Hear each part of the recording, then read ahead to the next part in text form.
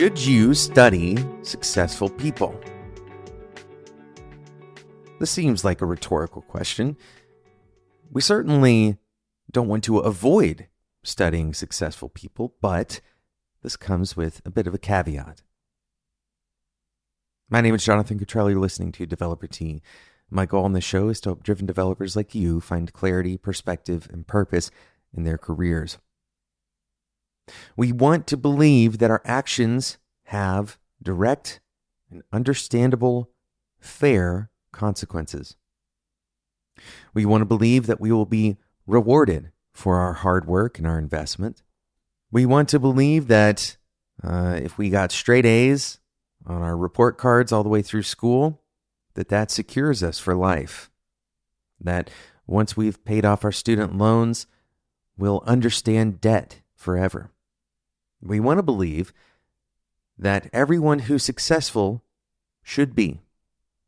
And when we say that they should be, we mean that they earned it, or they did something to help them become successful. This is our reasoning brain.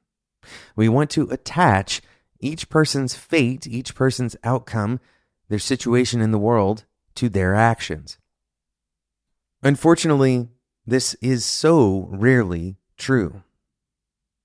Now, I don't want to lead you down the wrong path of just being nihilistic about success, because there are certainly people who are serially successful, and we can kind of statistically reduce the role of chance in their success, in at least those repeated successes. Right? So we should pay attention to what successful people do. We should also compare that to a backdrop of mental models and principles that are true beyond any given person's success. But here's the important part that I don't want you to miss in today's episode: the role of luck. For the sake of this episode, we're defining luck as something that happens to you without your input, without you actually doing much at all. Luck strikes. This might be the situation that you were born into.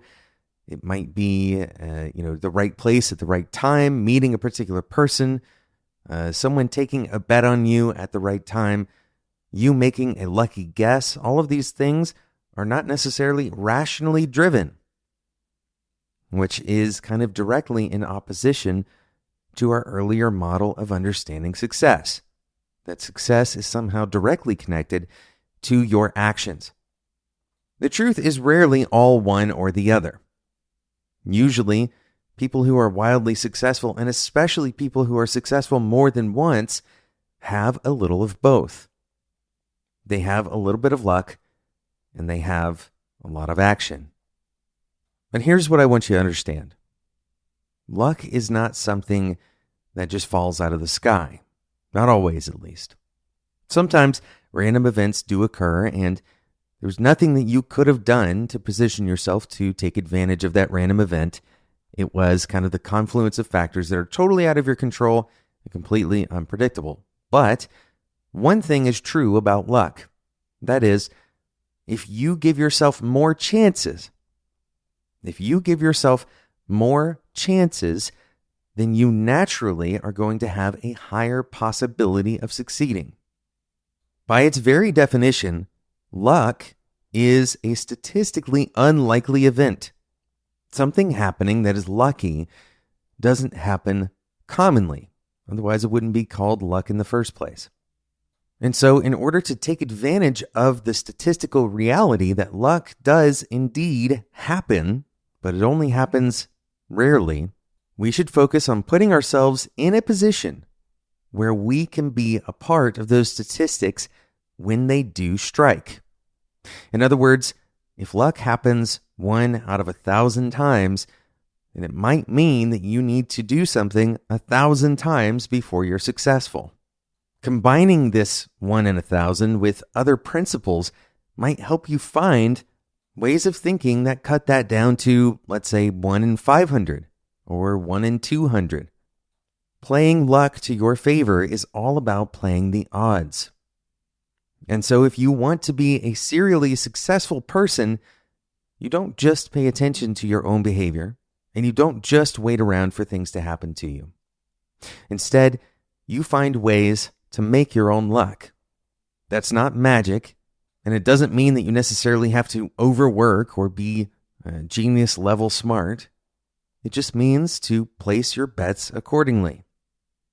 Think of every opportunity you have as another chance to play the odds. Thanks so much for listening to today's episode of Developer Tea. I hope you will start thinking about your options, your success, as a mixture of both luck and direct action. Thanks so much for listening to this episode. If you enjoyed this discussion and you want to continue talking about this kind of thing, come and join the Developer Tea Discord community. This is the kind of thing we talk about. developertea.com/Discord. You can join for free.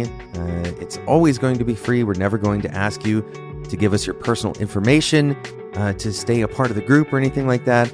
We do things like book clubs, and we have rooms that are open to any question you can imagine, from the most practical things like helping you debug something, all the way to the more philosophical and career level things like, how should I deal with this difficult situation at work or in my career?